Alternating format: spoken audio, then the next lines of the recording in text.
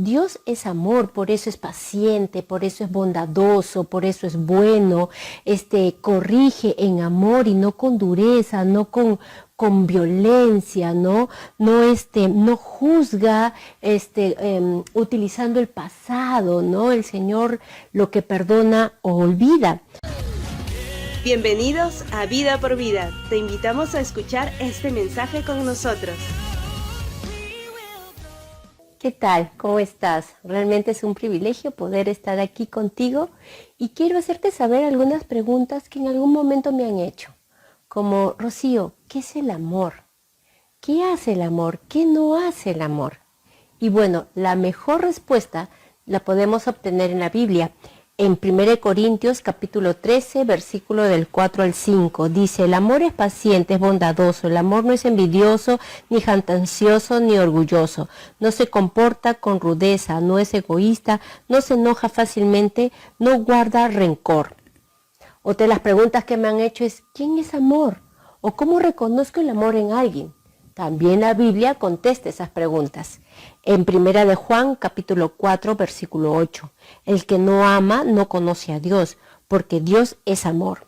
Entonces, Dios es amor, por eso es paciente, por eso es bondadoso, por eso es bueno, corrige en amor y no con dureza, no con violencia, no juzga utilizando el pasado, ¿no? El Señor lo que perdona o olvida. Entonces, bajo esta introducción de qué es amor, quién es amor, yo quiero comentarte un pasaje bíblico en el cual Jesús nos enseña cómo Él se manifestó su amor y enseñó a sus discípulos a ubicarse en el perfecto amor. Así que vamos a Lucas capítulo 9, versículos 53 al 56, que dice, pero no lo recibieron porque su intención era ir a Jerusalén. Al ver esto, Jacobo y Juan, sus discípulos, le dijeron, Señor, ¿quieres que mandemos que descienda fuego del cielo como hizo Elías y los consuma? Entonces, volviéndose él, los reprendió diciendo, vosotros no sabéis de qué espíritu sois, porque el Hijo del Hombre no ha venido para perder las almas de los hombres, sino para salvarlas. Y se fueron a otra aldea. Vamos a un poco ver en estos versículos, cada uno de ellos, qué es lo que realmente Dios está queriendo hablar. Y analicemos el versículo 53. Dice, pero no lo recibieron porque su intención era ir a Jerusalén.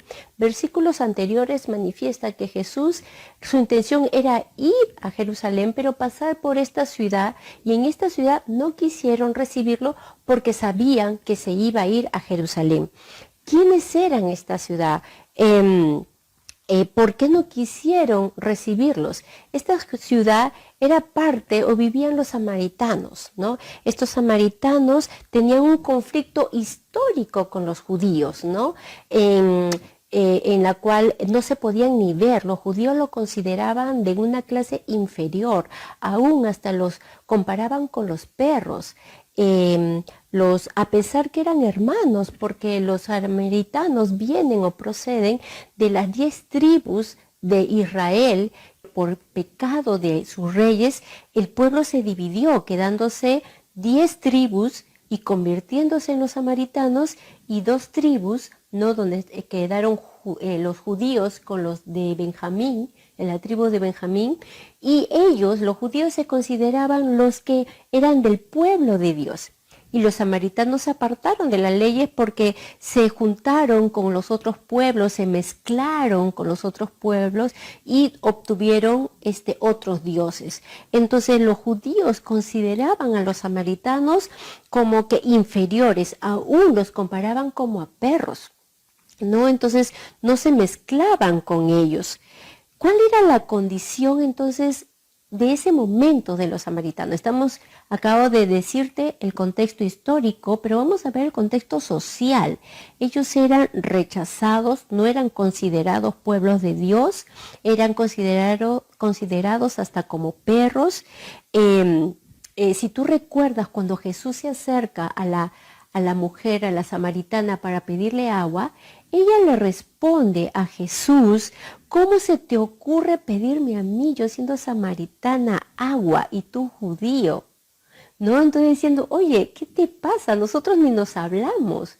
Ella ahí reflejó también su condición, ¿no? Oye, ¿te das cuenta con qué estás hablando? Yo soy samaritana y soy mujer, ¿no? Entonces, su valoración era tan poquita. Podemos ver la parte emocional, el contexto emocional de los samaritanos, ¿no? Entonces, no eran aceptados, no se sentían aceptados, estaban enojados, estaban resentidos, se sentían menos, ¿no? Su autoestima estaba por los suelos, por decirlo de una manera, y a nivel espiritual, ellos estaban alejados de Dios, no seguían las leyes de Dios y obviamente tenían un espíritu de rechazo sobre ellos fuerte. Entonces vemos el contexto histórico, el social, el emocional y el espiritual de los samaritanos. El versículo no dice explícitamente qué era lo que ellos sentían, pero podemos deducir el por qué ellos reaccionaron de esa manera cuando supieron que Jesús se iba a los judíos. ¿Qué? ¿Te vas con ellos? ¿Prefieres a ellos? Y obviamente bajo ese contexto ellos reaccionaron al rechazo, ¿no? Habían sido rechazados y por esa herida ellos también rechazaron. El que está herido tiende a herir. Entonces, vamos a ver el versículo 54, que dice, al ver esto Jacobo y Juan, sus discípulos le dijeron, Señor, ¿quieres que mandemos que descienda fuego del cielo como hizo Elías y los consuma? ¿Qué les pasó a los discípulos? ¿Qué les sucedió? ¿Por qué hablaron así? No vemos, la Biblia tampoco no es explícita a contestar esta pregunta, pero sí podemos deducir por la actitud de ellos qué era lo que estaba pasando. Vamos a entender un poco también el contexto de Juan y Jacobo. Ellos eran judíos, habían sido criados por familias judías. Ellos nacieron bajo una cultura y esta cultura social, familiar, les había enseñado desde que nacieron que los samaritanos no eran pueblo de Dios, que eran rechazados, que eran como perros. Entonces ellos habían crecido influenciados bajo ese contexto y la situación de ese momento hizo sacar a la luz lo que ellos tenían dentro, esa influencia familiar, social, cultural que tenían, hizo que salieran, porque ellos se sintieron ofendidos del rechazo, recibían el rechazo de los samaritanos y produjo en ellos una ofensa al punto que los enojó, los molestó, ¿no? Que fueran rechazados y manifestaron su enojo aún utilizando la palabra, y ese fue el engaño, ¿no? Que ellos cayeron en utilizar la palabra y compararse como Elías. ¿Quiere, Señor, que mandemos fuego como Elías? ¿No? Porque Elías, obviamente, antes de Cristo, él tuvo que enfrentarse, ¿no? A todo ese pueblo, a ese pueblo que se había apartado de Dios, a ese pueblo que estaba atrás de Baales, entonces de otros dioses. Elías pidió fuego del cielo y consumió a 450 profetas, ¿no? Y los consumió. En pocas palabras, Juan y Jacob le estaba diciendo, mira, esos son ese pueblo que infiel, ese pueblo profano, ellos son, así que si Elías los mató, nosotros también matémoslos, incinerémoslos, consumámoslos, vamos a matarlos. El enojo de ellos, lo que estaba dentro, hizo que saliera y pecaran. ¿Cuál fue el pecado de Jacobo y de Juan? El deseo de verlos muertos, porque eso fue lo que ellos manifestaron. Jacobo quiso y Juan quisieron justificarse con la palabra, pero la bondad de Dios fue mostrarle ese engaño. Pero más adelante te lo voy a explicar. Quiero que un poco conozcamos quién era Juan y Jacobo. Sabemos que eran judíos, sabemos que eran seguidores de Jesús, sus discípulos, pero también fueron llamados por mismo Jesús los hijos del trueno. Quizás una forma de describir cómo iba a ser su liderazgo futuro. También eran los dos hermanos que fueron con la mamá, quizás porque ellos le pidieron a la mamá o aceptaron que la mamá les dijera para ir a pedirle a Jesús que le diera los dos lugares preferenciales en el cielo. También Juan era aquel que reposaba su cabeza en el pecho de Jesús y se autodenominaba el discípulo amado. Era aquel que escribió el Evangelio de Juan, el Evangelio del amor. Él manifestó el amor, el aspecto del amor de Jesús. Sí, ellos eran lo que en ese momento le dijeron a Jesús: Señor, hay que consumirlos, ¿no? En su enojo, hay que consumirlos.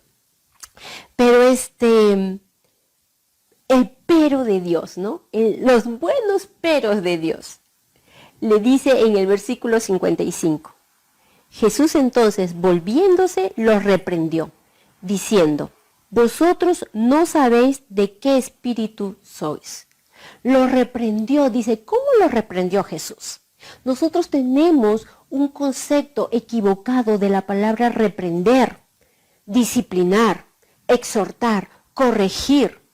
Tenemos conceptos errados y lo mezclamos con dureza, con lastimar, con ofender, con humillar, con golpear, porque quizás esos hemos recibido y pensamos que ese es el significado, pero no es así. El significado para Dios de reprender, de disciplinar, mira, es conforme a lo que dice en Proverbios 3:12, miremos lo que dice: porque el Señor disciplina a los que ama, como corrige un padre a su hijo querido. ¡Wow! El padre que realmente ama, disciplina con amor. Y eso es lo que hizo Jesús. Y mira, y te lo manifiesto, la misma palabra lo manifiesta. Dice que Jesús se acercó. Juan y Jacobo habían pecado, le estaban diciendo, y con engaños: quiero matarlos a esos samaritanos, utilizando la palabra. ¿Y acaso Jesús le dijo: yo más bien te voy a consumir a ti? No, dice que Jesús se volvió a ellos. No sé, de repente estaba un poquito adelante de ellos o estaba un poco alejado de ellos, pero en donde estaba, dice que Jesús se volteó a ellos, se acercó a ellos. Cuando Adán y Eva pecaron, Dios dice que fue a buscarlos y los llamó: Adán, Eva, ¿dónde están? Dios se acercó, como Jesús se acercó, habían pecado ahí al lado de Jesús, pero Jesús se le acerca. ¿Para qué? Para reprenderlos en amor y mostrarles su amor, porque Jesús no quería que se quedaran con ese engaño. Ese engaño les hacía decir: somos los cristianos que estamos enojados contra estos pecadores. Jesús los confrontó como a un espejo. Mira, la verdad es la raíz que tienes de pensar que tú eres más que ellos, de sentirte ofendidos, ¿no? Porque has sentido el rechazo de ellos. Has deseado matarlos. Mientras que yo quiero dar vida, tú has deseado matarlos. Dios no quería, Jesús quería que ellos puedan reconocer eso, porque si no, todo el tiempo se hubiesen quedado con la idea de que ellos estaban bien y los pecadores eran los samaritanos. Pero Jesús les brindó, los reprendió en amor, con amor. Eso es lo que hizo Jesús.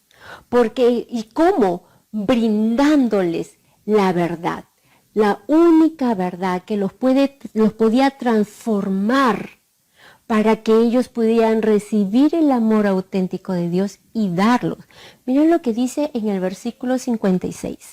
Porque el Hijo del Hombre no ha venido para perder las almas de los hombres, sino para salvarlos.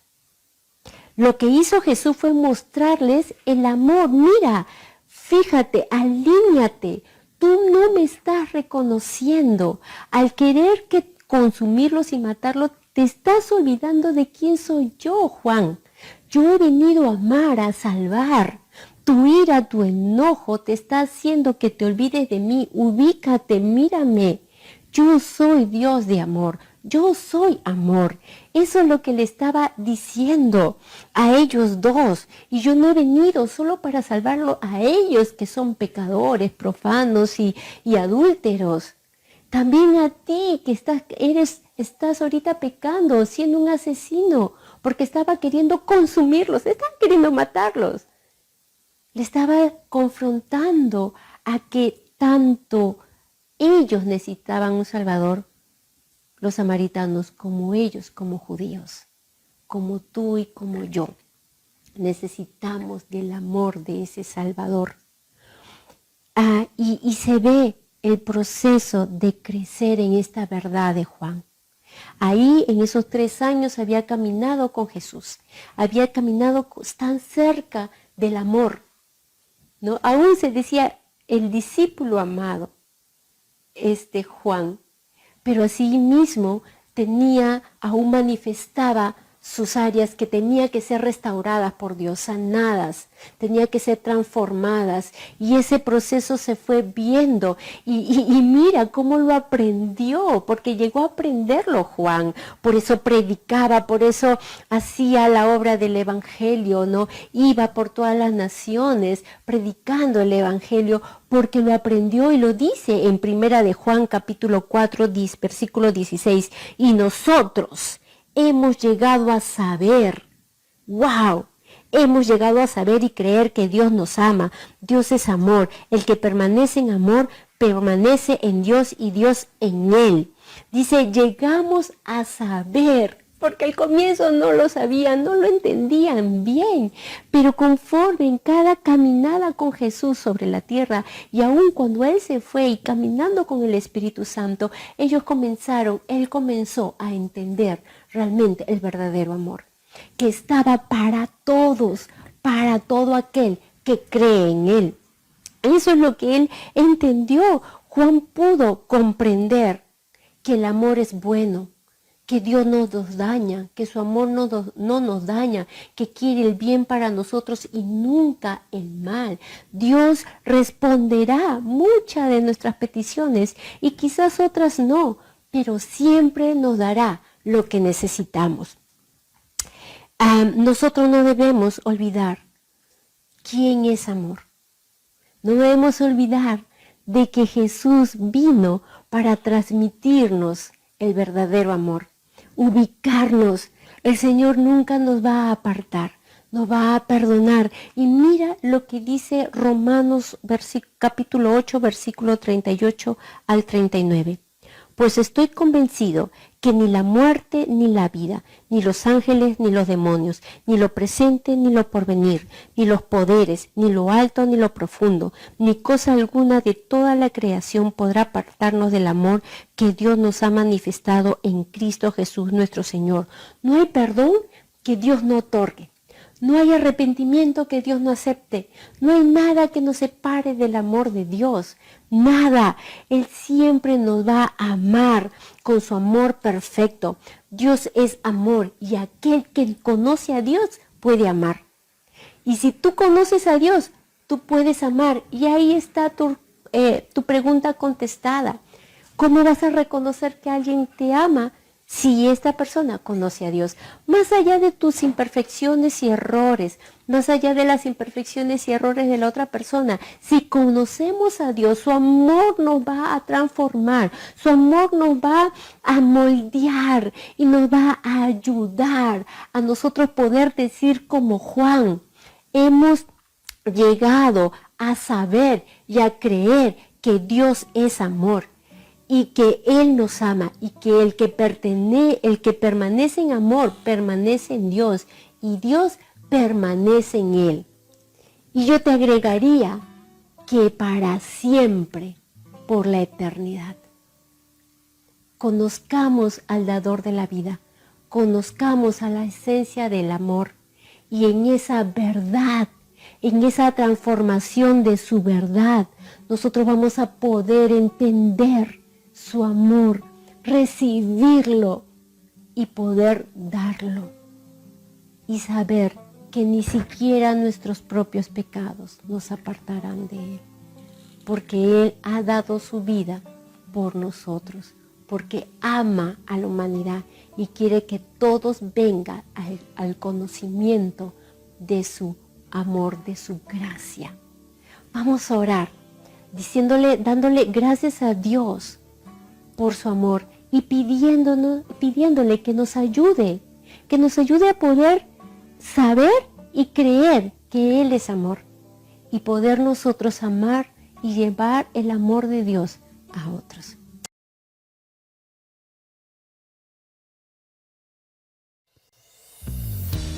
Si te gustó este mensaje, te invitamos a suscribirte a nuestro canal.